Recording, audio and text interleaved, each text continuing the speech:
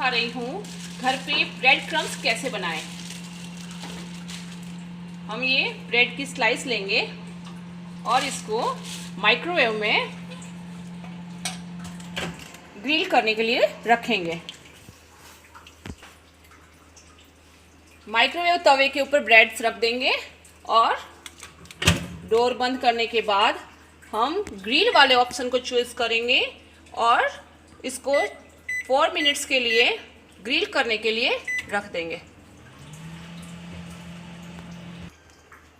After 4 minutes हम इसको खोल के चेक करेंगे कि हमारे ब्रेड रेडी हैं या नहीं।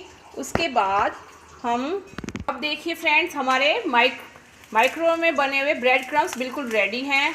हम इसको पाउडर बना के आसानी से क्रश करके किसी भी यूज़ में, आलू टिक्की वगैरह किसी भी यूज़ में ले सकते हैं। ब्रेड को मिक्सी में डाल के और हमने ब्रेड को टुकड़े करके मिक्सी में डाल दिया है और अब हम इसको